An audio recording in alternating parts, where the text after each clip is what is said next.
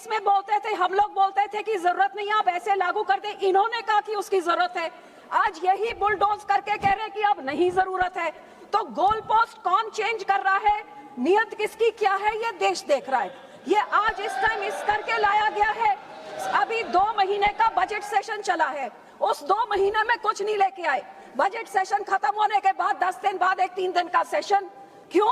क्योंकि 2 राज्यों, बड़े राज्यों में इलेक्शन जहां कुछ ही दिनों में होने वाला है, वो उसमें मसरूफ हैं। तो क्या ये डिलिमिटेशन वुमेन रिजर्वेशन के आड़ में ये लेके आएंगे, या फिर ये कि इनके बड़े एमपीज बहुत बड़ी पार्टियों के नहीं होंगे तो हम ये भी पास कर देंगे।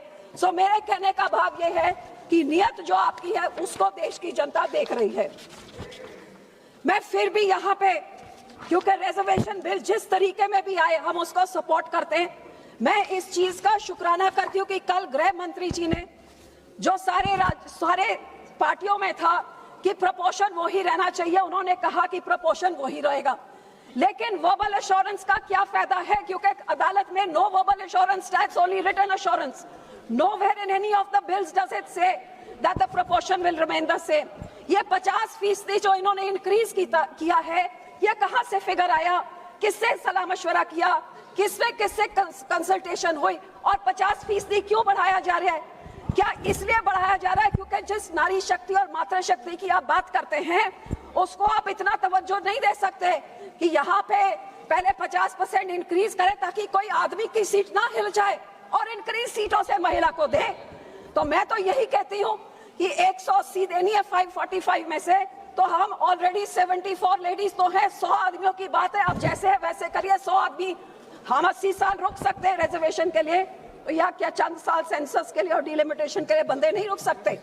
सो मैं यही आपसे आग्रह करूंगी कि उन्होंने आश्वासन दिया, लेकिन आश्वासन तो हम पंजाबियों को मिला था 86 में कि चंडीगढ़ मिल जाएगा। आश्वासन हमें ये मिला था नोटिफिकेशन कि हमारे बंदी से क्रिया किए जाएंगे।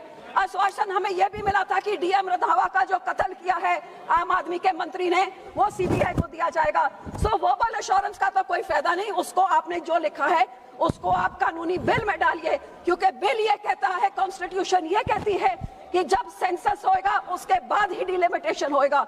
आप ये लेके आना चाहते हैं कि ना तो सेंसस हम बताएंगे कौन सा हो रहा है और डिलिमिटेशन किस हिसाब से होगा, ना वो हम बताएंगे। तो आपका निशाना ये है कि सेंसस आप जो मर्जी कराइए, डिलिमिटेशन आप जब मर्जी कराइए, आप अपने नंबरों के बलबूते पे जैसे आप पिछले समय पे करते रहे, are you been bulldozing each and every bill, each and every law, that is what you plan to do. और हम इस विमेन रिजर्वेशन के आड़ में जो डिलिमिटेशन का आप काम कर रहे हैं, इसके हम सख्त खिलाफ हैं और इसका साथ हम नहीं देते। और मैं आपको यही रिक्वेस्ट करूंगी कि जो कुछ आप कर रहे हैं उसको आप बिल में डालिए। कौन सा सेंसस युद्ध होएगा? हाँ, हम मानते हैं कि proportion of parliament should increase, but it should be in a transparent manner, not in a manner that divides the nation, not in a manner that disadvantages some nation, because federal democracy means equal representation to all। और ये आपकी नियत क्या है, ये देश की जनता देख रही है। मैं यहाँ पे ये भी कहूंगी कि हर बारी जब भी इलेक्शन आती है तभी औरतों की याद आती है। ये 24 में इलेक्शन थी तो 23 में आ गई। कभी बिहार में कोड ऑफ कंडक्ट लगा है तो महिलाओं के खाते में 10,000 रुपए जा रहे हैं। कभी हमारे राज्य में कहा जाता है 1,000 मिलेगा हर महिला को, तो 4 साल निकल जाते हैं, कुछ नहीं मिलता। 6 महीने रिएक्शन में जाते हैं तो एक बार फिर वो बात होती है।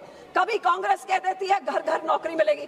तो ये कब तक ये औरतों को ये कैरेट दिखा के, उनको सपना दिखा के, उनकी वोटों लेके और सारे राज्य में देश में ढिंडोरा पिटा के नारी शक्ति, और नारी को आज 75 साल मिला क्या है? 75 साल के बाद क्या शक्ति मिली है? जैसे ये पार्लियामेंट है वो सबको दिख ही रहा है। और अगली पार्लियामेंट कैसी होगी, ये बिल आपका पास होता नहीं होता, किसके साथ क्या समझौता किया है, वो तो चंद घंटों में सबके सामने आ जाएगा। तो मैं यही कहूंगी कि हम 33% रिजर्वेशन औरतों का हमने सपोर्ट किया, हम फुली सपोर्ट करते हैं। गोल पोस्ट आप चेंज कर रहे हैं, पहले आप वो कानून लेके आए थे, अब उस कानून में बदली आप चाह रहे हैं। आप ही ये 33% रिजर्वेशन लागू नहीं होने दे रहे हैं, और डिलिमिटेशन रिजर्वेशन के आड़ में जो लेके आ रहे हैं इसके हम सख्त खिलाफ हैं।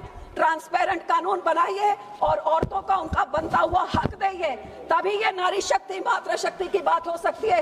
नहीं तो ये जुमले, ये हवा में सपने, ये तो कई सदियों से औरतें देख रही हैं और ऐसे ही कभी वो दिखा दे, कभी आप दिखा दे। औरतें तो जहां थे वहां ही खड़ी हैं।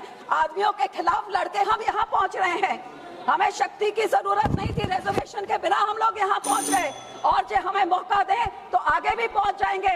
आपको बढ़ाने की जरूरत नहीं, आप 545 में ही हमको 33% रिजर्वेशन दे दीजिए। हम आपको यहाँ पे 33% हम आके आपको दिखाएंगे जो आप हमको सीटें और टिकट आप हमको देंगे। बहुत बहुत धन्यवाद। माननीय सदस्य श्रीमती अनुप्रिया पटेल जी। माननीय सदस्य श्रीमती हरसिमरत कौर जी। शुक्रिया मैडम।